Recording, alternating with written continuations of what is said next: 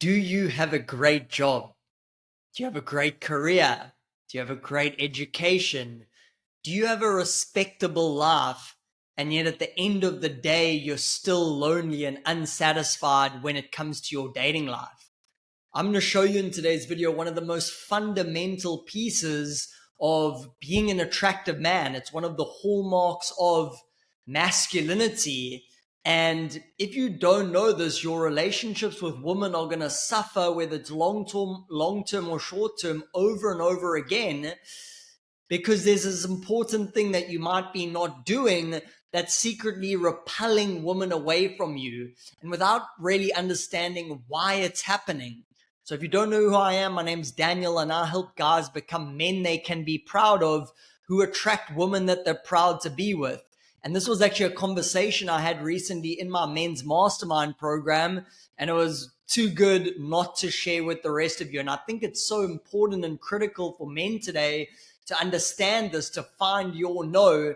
And that's what we're going to jump in today's video. So if you haven't already, hit the subscribe button down below if you want to be a force and a stand for positive masculinity going forward, which is what we're going to crack in today's video. So let's get straight into it. Okay, so let me just give you a little bit of context in terms of what unfolded in this situation.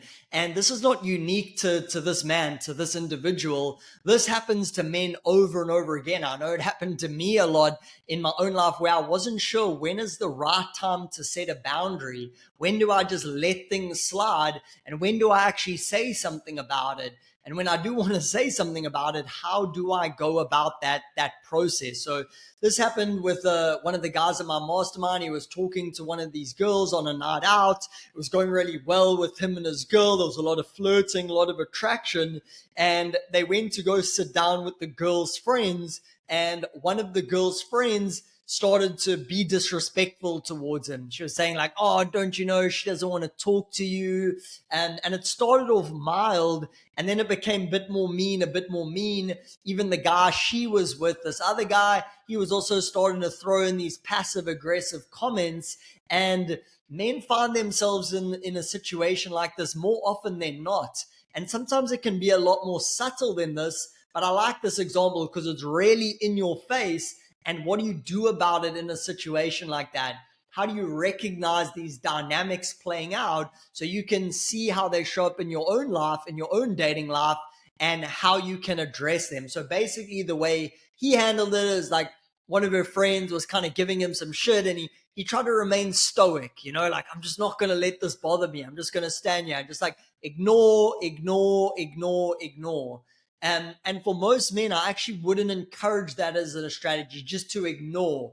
Like, once you've fully matured as a man and you've been through so much and you're so good with boundaries, then from time to time, you can show that things unfaze you. But the classic nice guy pattern I see, they use the ignore because it's scary to set a boundary. Because what you're actually doing is you're encouraging confrontation. You're saying no. That's one of the fundamental keys for a man, is find your no. Where's the point for you where it's like, no? And when it comes to disrespect, that should be at the first sign of disrespect. That's where you interject your no. That's a boundary to say, no, this is not how I tolerate people behaving in my presence. Maybe you do that with other men in other people's presence, but that's not how I operate and govern in my space. Okay. So this girl in the beginning, she was like, oh, she's not interested in talking to you. And the girl he was talking to was still very much into him. But then she started to up the level of attack, started to get a little bit more personal. Then even the guy she was with, like I said, started giving these passive aggressive comments like, hey, it looks like your beer's almost finished. I think you should go get another one at the bar. And he was even like looking down on this guy. It wasn't some big, scary, intimidating guy, but because he had already set up like, wow, I've let this woman disrespect me 2 or 3 times with her comments.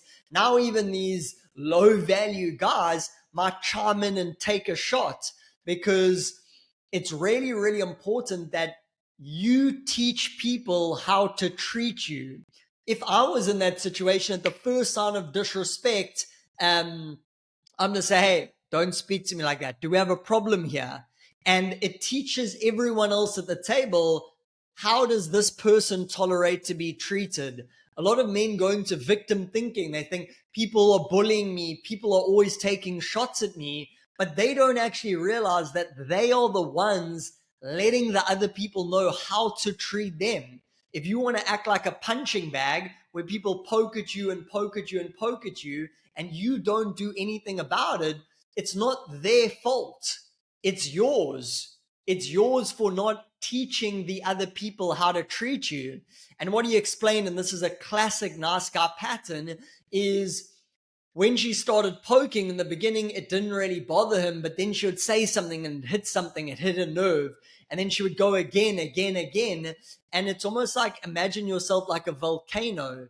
The nice guy can almost be like a punching bag. It's like people taking shots and he's like, okay. And then people take another shot and he's like, okay. And like people are keep taking shots and he's like, it's okay, it's okay, it's okay. And then one day he like blows up. It's like a volcano. It's like the lava is starting to build. It's like this level of disrespect, I tolerate that.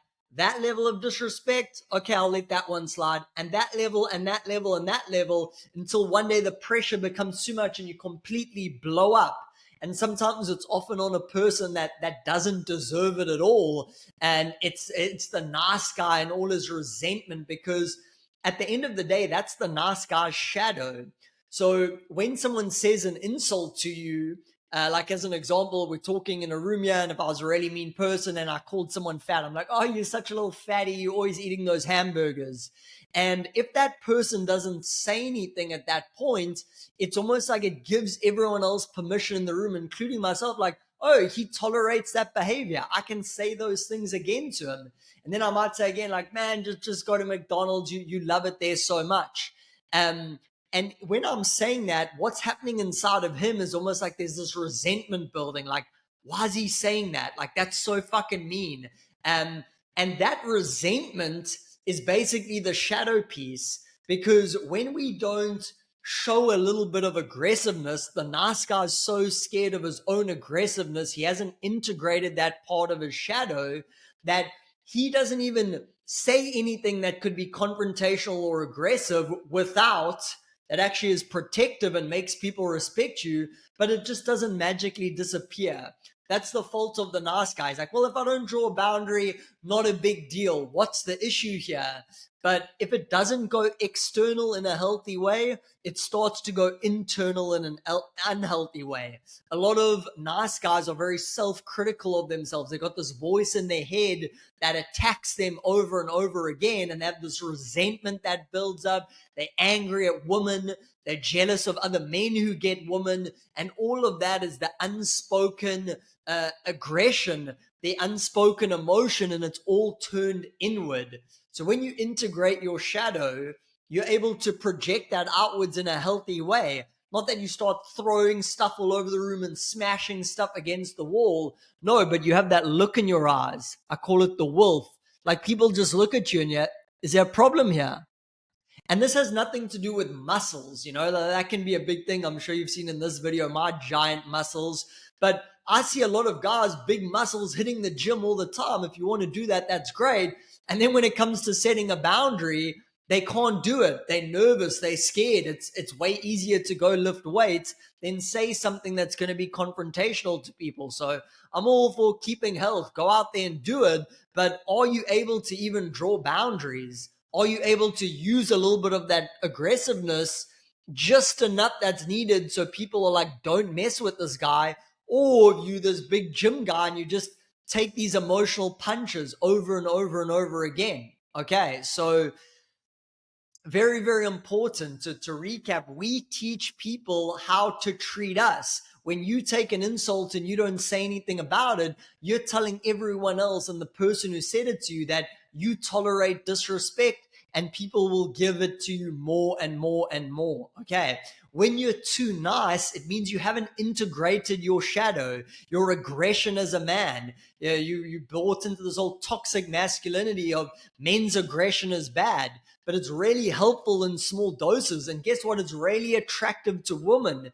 If he had actually put a boundary down in that situation to the girl's friend, the attraction from the girl would have probably gone up towards him, like, wow, this is a man. He's got boundaries. He's standing up for himself. that means he's able to stand up for me. Because what happened in the interaction obviously went nowhere, because probably in the girl's mind, she's thinking, if this guy can't even stand up for himself, if he can't even have his own boundaries and respect, how's he going to look after me? If someone's challenging me and taking me on, I want my man to be able to protect me. That's great. The feminine should want that from the masculine. And are you providing that level of containment? Do you have that level of aggression where you can protect women? Because it's showing that you're not a protector. You're a little boy that can't even protect himself and can't protect women. That's immediately a massive, massive turner for women. And the interesting thing with this, with the nice guy, it's normally not a once-off. It's not like, oh, this happened this one time. You can normally trace back many situations in your life where something similar may have happened. You took these blows again and again and again, and then one day you explode. I remember I used to be in the soccer team, and it was kind of like semi-professional, like right on the border of professional.